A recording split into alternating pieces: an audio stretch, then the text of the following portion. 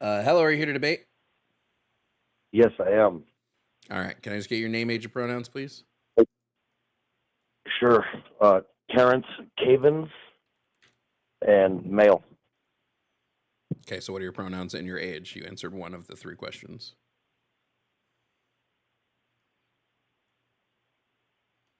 Hello. Yeah, you answered one of three questions. I need the other two questions answered. I said my name's Terrence Cavens and my pronouns are male.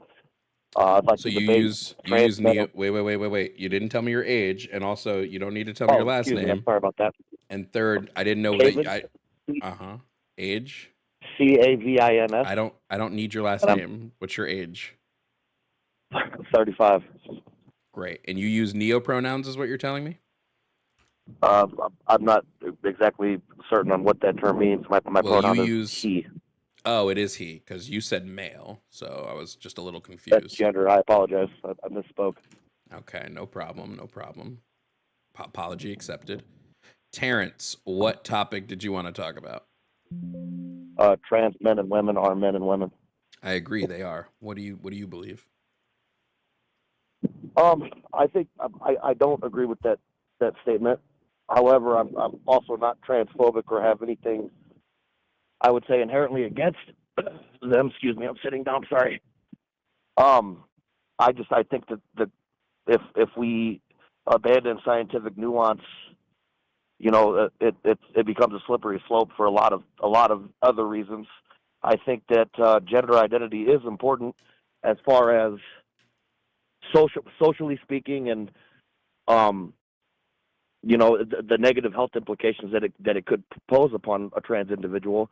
However, for reasons like fair competition in sports, or let's say the prison system, for example, um, your biological gender, scientifically speaking, should play a part into that versus what you identify as. Okay, so I do have a couple questions I want to ask you. Okay. Number one, um, when it comes to um, what's the word I want to use? When it comes to you saying like we have to recognize biology, like what specific aspects of biology do you think that like trans people or people that agree with trans people that we're like ignoring? Well, it's not necessarily. First of all, I'm in the camp where my belief is that your gender is is an undeniable truth, and it's assigned to you at birth, based on your XY chromosomes. I know that take is considered to be somewhat rigid, but Well, it's it also wouldn't again be that wouldn't be 100% accurate because we don't karyotype people at birth. So we don't know for sure whether people have XY or XX chromosomes at birth.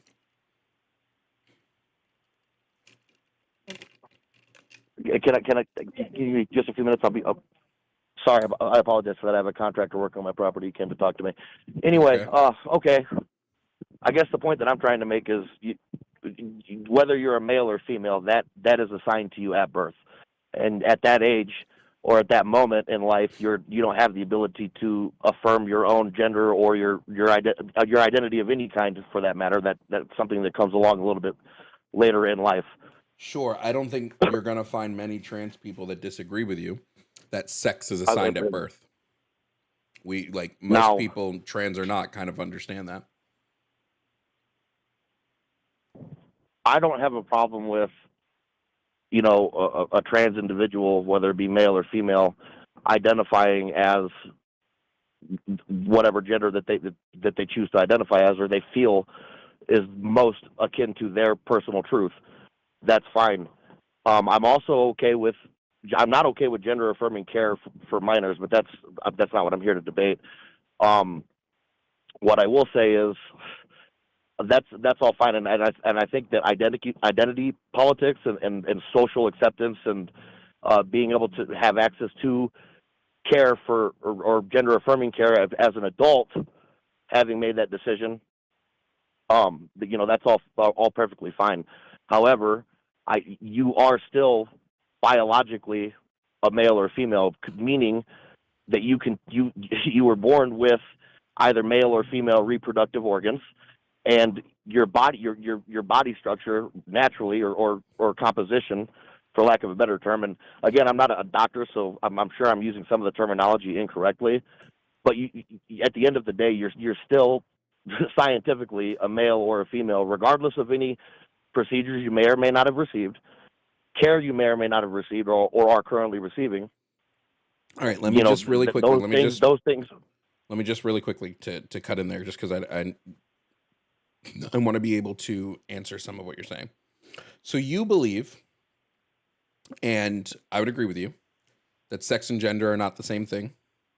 That you can identify as whatever gender you want. Therefore, you do believe that trans women are women, because they're not. It's about identifying with a gender, and you believe that humans can identify as whatever gender they want to be. Your sex being changeable would be down to phenotypic sex. Sex in biology is split up into genotypic or phenotypic. Genotypic is going to be your chromosomes. Every single person on the planet understands that chromosomes are an immutable trait. Chromosomes do not change. I know it, you know it, everybody knows that. Phenotypic sex is your sex based upon your primary and secondary sex characteristics. Phenotypic sex is accepted in the biological community as a modifiable trait. It's a trait that can be modified. So you can modify your phenotypic sex. So you can have somebody who genotypically is male, but phenotypically is female, because they have female phenotypic traits. So this would be genitalia, hormones. It can even get into a place like face structure, hair length. There's a whole litany of phenotypic traits.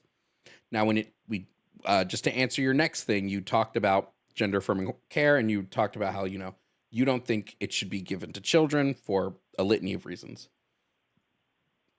When we talk about gender affirming care, especially medical care, that is a decision that is left between a parent, their child's medical team.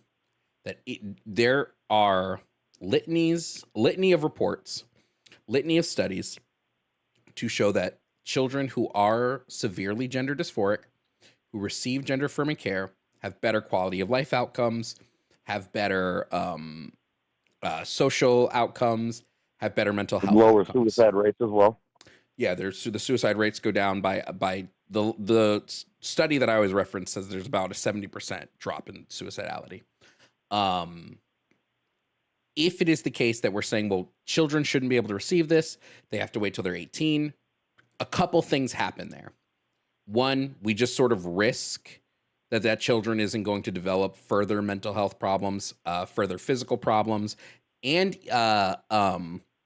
worse comorbidities from it. So, it could be the case that because they have to go through the entirety of male puberty, if they're a trans woman, they develop anxiety, they develop depression, they develop all of these other things that can happen when you have severe gender dysphoria and when you have that distress is prominent.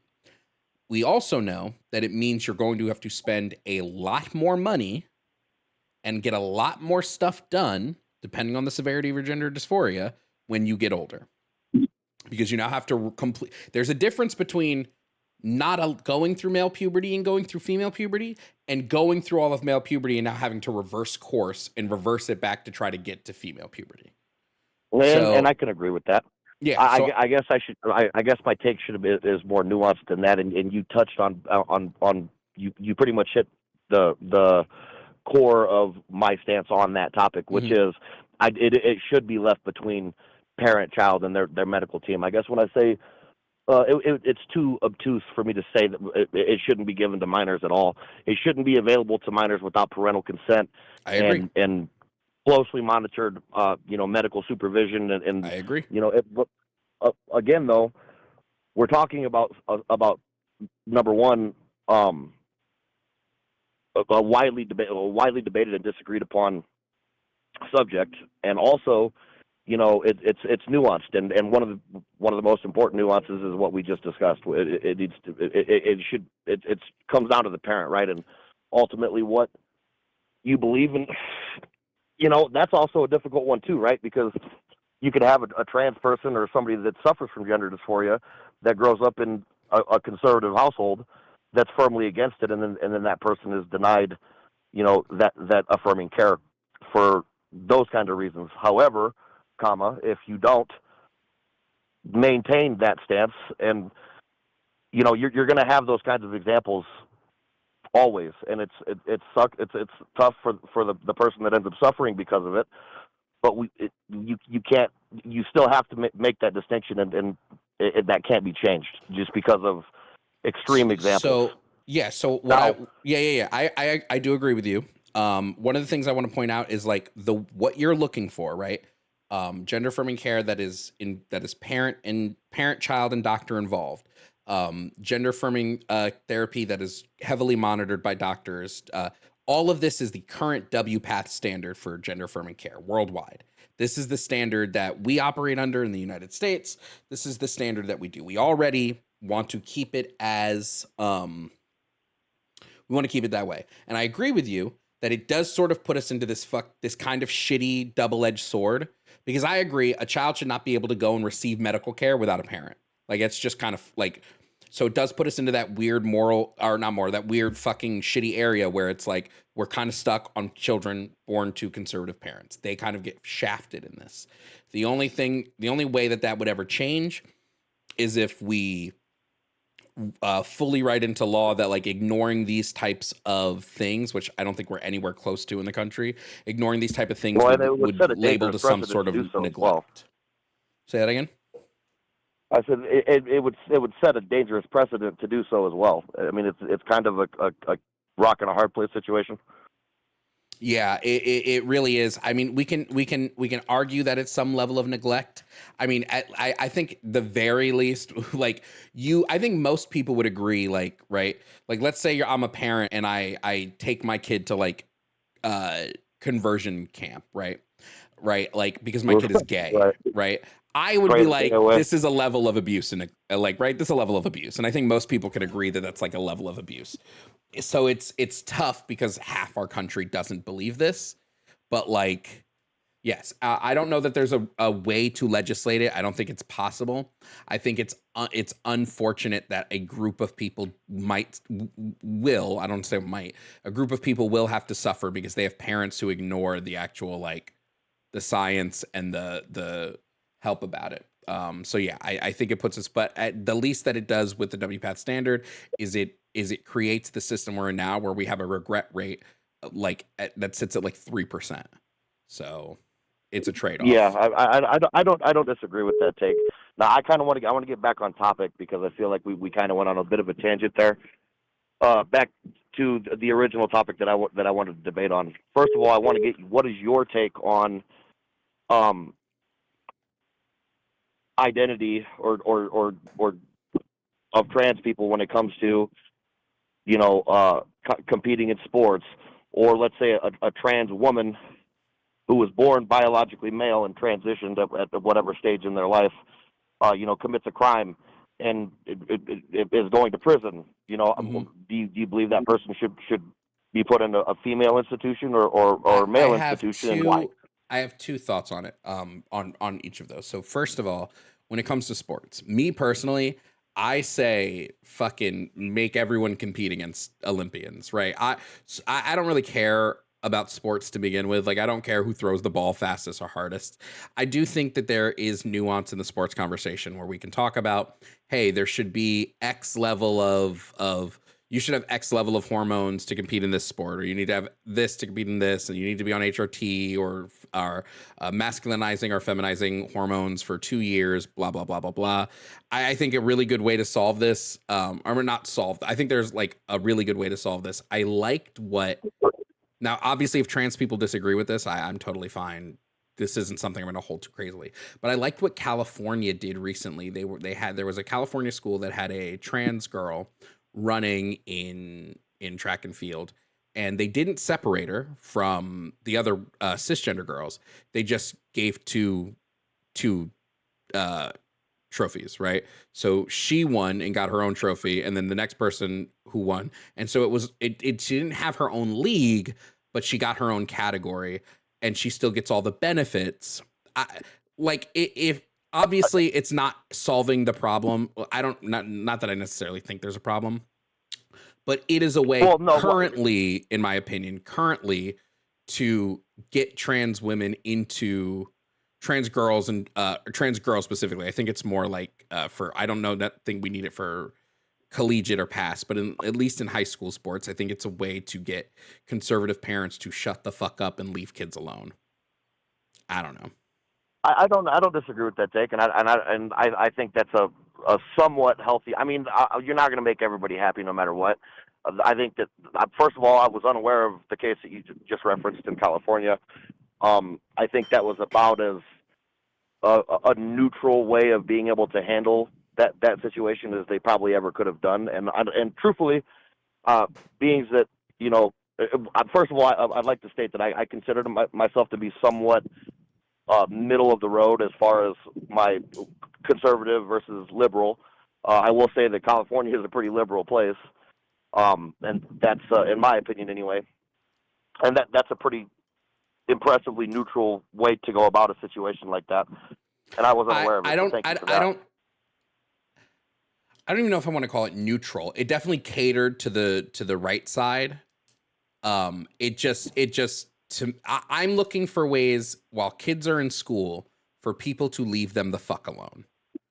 Like, right. I don't think children should be. The environment is inclusive for all of it as possible. I get that. Yeah, I don't think children should be the target of trans hate, and they often are. So if there's a way, at least in my opinion, for trans kids to compete without a target on their back, I think for right now, while they're children, and while we're still having this stupid debate in this country, because in my opinion, right-leaning people can't get trans people out of their fucking heads, then I think that is a good way to get the target off of their backs. But, you know, obviously it doesn't solve like the greater issue, which is that, you know, if we are all agreeing that trans girls are girls and trans women are women, they should be allowed to compete in the sport they choose to compete in under the category they choose to compete in.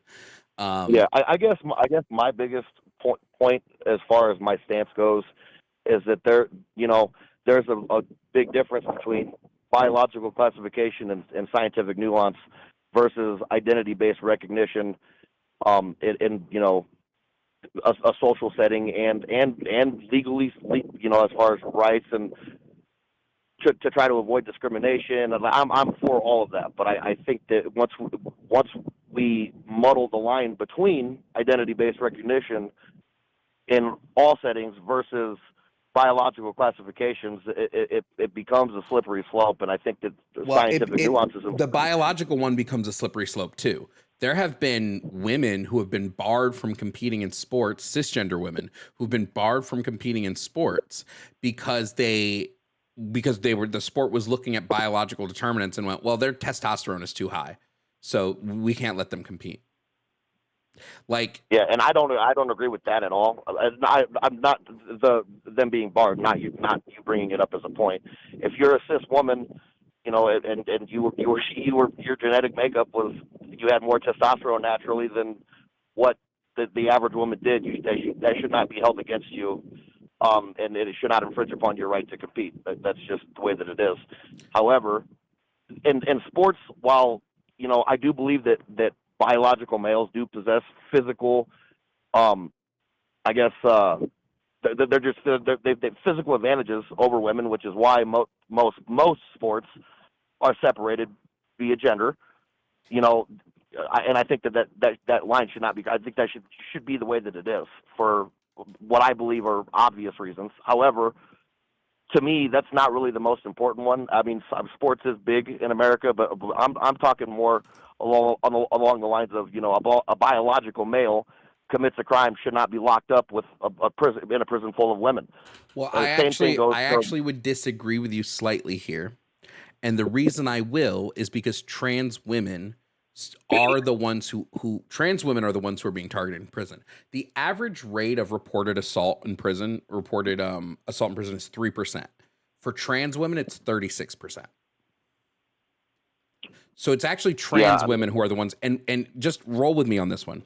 Let's say I have a trans woman who, I hate using the term, but, you know, let's say I have a trans woman who passes as indistinguishable from a cisgender woman, right? So she's think Laverne Cox in fucking Orange is the New Black, right? That Yeah, person is at so much more of a risk being in a male prison. Like it's not even funny. They're way more of a risk there. I don't disagree with you as far as in the regard that they're in more immediate danger being put in a men's prison. However, there and this again is going to come off as rigid. Number one, you shouldn't have put yourself in a position to get locked up in the first place. That's just my personal opinion. Well, And and that is excluding. There are innocent people go to jail all the time, and I'm not saying that situations like that don't exist. But let's say, for the sake of the argument, that the person in question is 100% guilty and is they're going to jail for something that they did. I don't think that what you chose to identify with as and the steps and things you did to change your body physically leading up to this moment should play any bearing on. If anything, they should be put but in we a can't. seg unit. But wait. But we can't. First of all, they make up like 1 to 3% of the population. Like, would we segregate them with themselves? Like, that's just solitary. That's torture.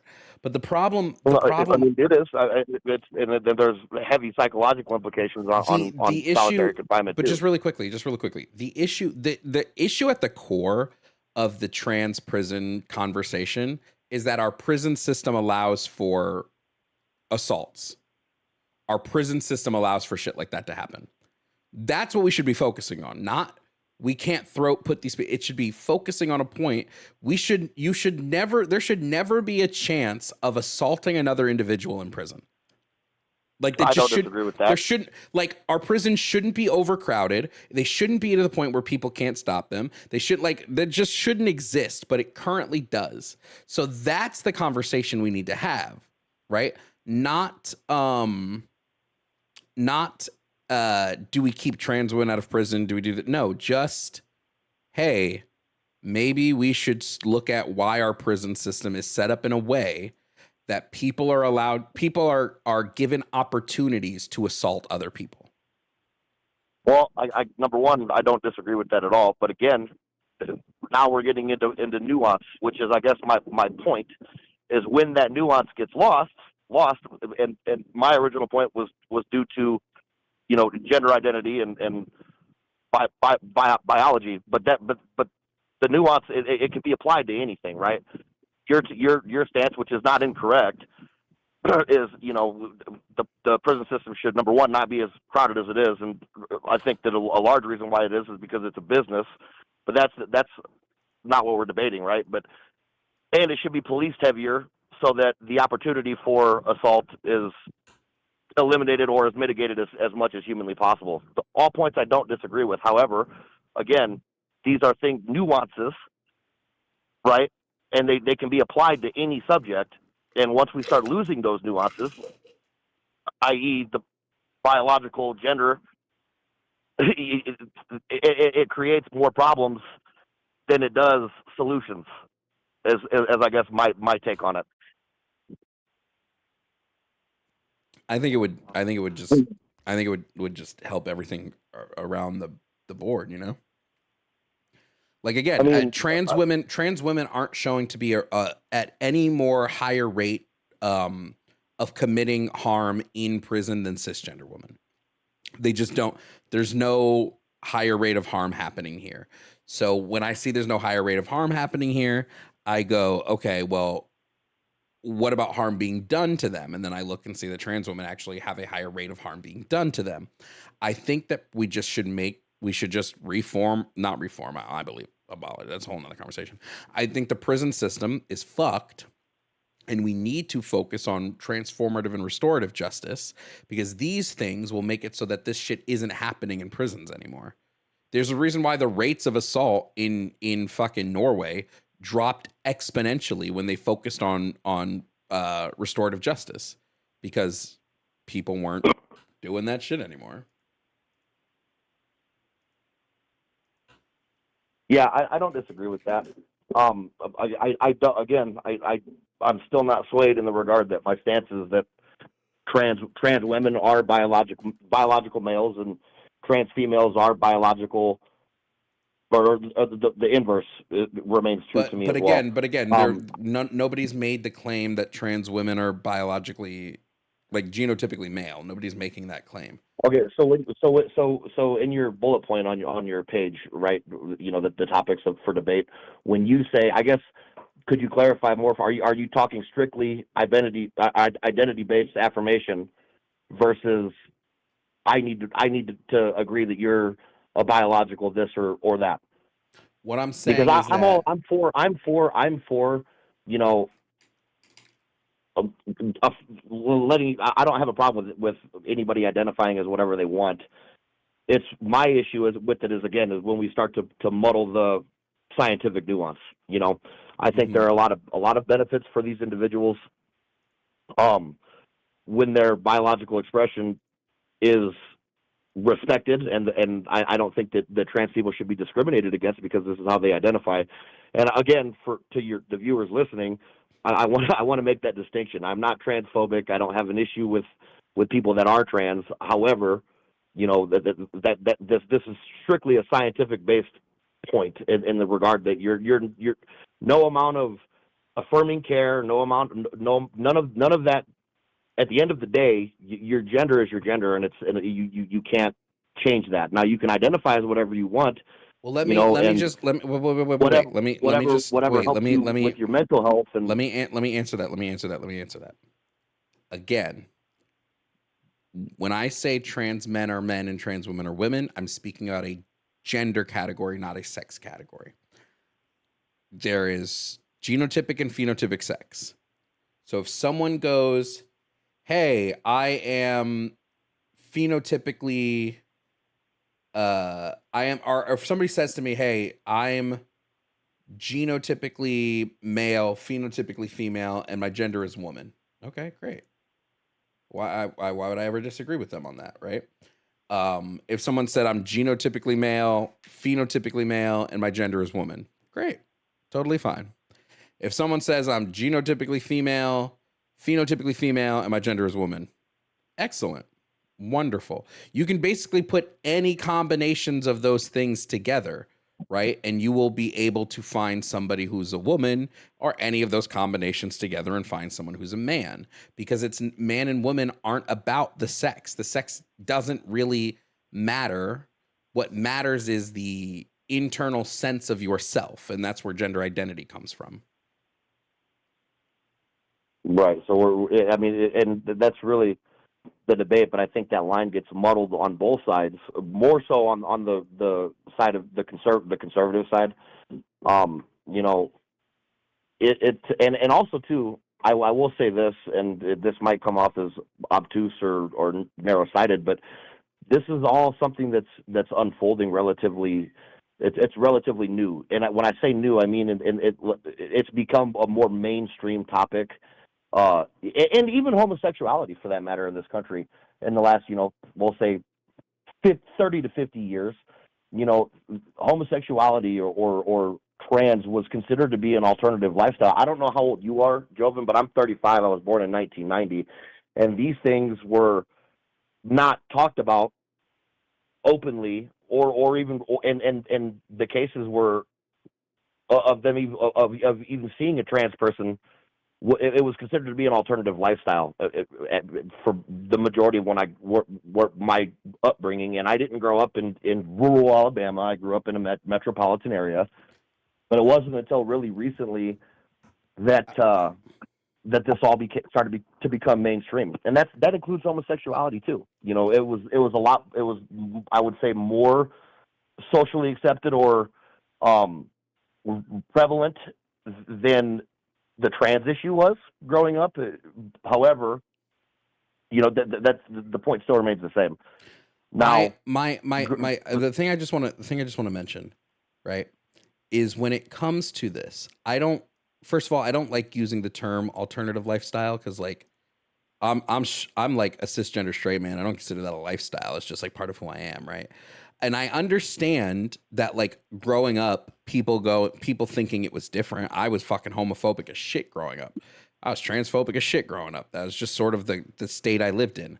I blame Jerry Springer and Maury Yeah, for a lot of a people's. lot of that comes from your upbringing and the people you were around too. Yeah, but like my thing is like when we say like, you know, this isn't like this doesn't feel normal to us or whatever, like normal's relative. Normal's relative to what you experience. If I'm somebody who grows up in a community surrounded by people from the LGBTQ, that's normal to me, right?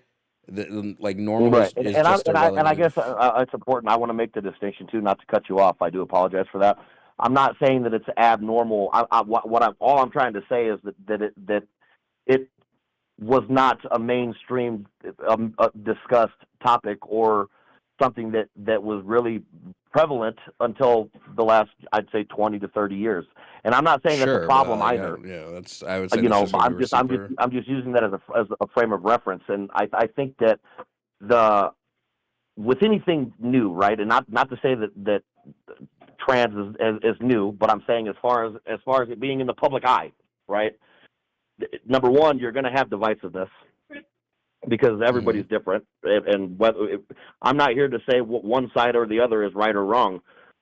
There are a lot of issues with it, however, that I have. Like I don't necessarily, I don't like the concept of teaching these issues, you know, from at an early age in public school, which I think is another topic that you had on your thing. I think that back to what we were discussing about the gender affirming care for minors, right, and that being something that the parent should play a strong role in.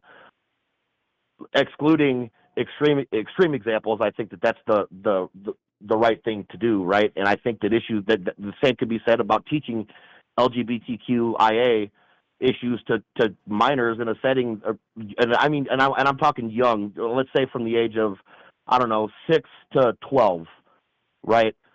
When your children are I'm not comfortable with us that being discussed with my child in a setting that I'm not able to be part of, and a discussion that those are all things that I feel like should be left to the household and the parent rather than my only thing, and just because we're pushing up on like 35 minutes, so I want to just I do need to move on. My only thing with this, children need advocates outside of the home. Children, I know you're like, well, I don't want my child learning about these sort of things, or people will be like, I don't want my child learning about the LGBTQ, blah, blah, blah, blah, blah. So we just let children suffer because their parent, like, no, I think there are obviously topics that we should not teach children, right? I don't think kids need to fucking get a banana and learn how to put a condom on if they're under the age of like 14, 15, right? Like, I think they don't need that, right? But my issue is when we go, I don't think we should teach LGBTQ stuff in school. Why? It literally does nothing but help. It helps children understand who they are. It helps them understand who other people are, and it makes people more tolerant, right? So like what? And I don't think tolerance is a bad thing at all. I don't. Yeah. So then I don't understand I don't understand your opposition to that. It feels like your opposition comes from, and I don't mean this in a rude way, but it comes from a place of ignorance almost. Not in like that you're uneducated, but more, or I mean, not that you're unintelligent, but more like there's an uneducated aspect of like, oh, well, I just didn't know that this leads to this. So like, if we know that it is the case that educating children will lead to, for instance, schools with gay straight alliances have less bullying for gay kids, there is quite literally no downside to teaching this stuff. Well, I guess I don't necessarily disagree with anything you just said. I guess it comes down to nuance, and it comes down to the subject matter of the things that would be being taught. And there's nuance to everything, and there's it's hard to say. I guess my point would be, if something like that were taught, I would be weary of it, to say the least. Number one, and number two, I would need to know and understand deeply what the subject matter of the subject that was being discussed and taught, and then I suppose I would have to make a decision on whether or not at that point I would want my child to be a part of it. As far as what you just gave about just real quick, that's solved by just going to a school board meeting when they're creating the curriculum and asking them those questions. Like it's super easy. That's super Agreed. Easily solvable. Agreed, and that burden lies more on the parent than it does anything else. I don't disagree with that either.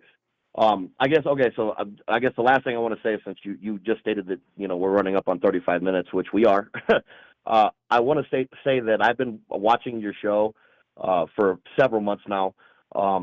There are a lot of takes that I disagree with as far as you're concerned, but that's neither here nor there. I really expected this conversation to be a lot more abrasive than it turned out to be. And I want to thank you for what could I have feel been. like. I think the audience, probably has been want me to have been, but Well, yeah, but I don't know. I just want to say, I guess, thank you. I really expected this conversation to go a lot, for lack of a better term, more left than it did. I think really quickly, I think the problem is the things that you disagreed with weren't the things the left actually believes. When I told you all the things that the left actually believes, which is the stuff that I believe, the stuff you were like, oh, that makes sense. Oh, that sounds right. So I think you just might have this isn't a rude way of saying, but I think you might have a Fox News understanding of what the left is pushing for. I did grow up in a Fox News household. Can't lie to you. But hey, man, like I said, the conversation was if anything, if nothing else, it pleasant in my opinion, and I appreciate that. I've seen you get into it pretty aggressively and nastily with some of the people that call in. But not to say that that's your fault. A lot of the times people call in and try to argue points that they offer no kind of proof. Like the caller before me, not being able to reference a study for anything that he was trying to quote, and then sending a link to a study that he hadn't studied himself, which is why I tried to avoid that topic. I felt like the one that I chose was more personal opinion versus something like that, if that makes sense to you. Mm-hmm. But again, I guess I just expected this conversation to be far less pleasant than it was. So I'll leave you with that. I appreciate your time, and good luck with the next caller. All right. You have a good one. Bye. What's up, everybody? Thanks for watching this video, and I want to give a special shout out to my YouTube members. Their names are on the side. Membership starts at $2.99 a month, and you get early access to videos, exclusive members-only videos, and access to the Red Mirror Media Discord server. Thank you again to my members, and thanks for watching.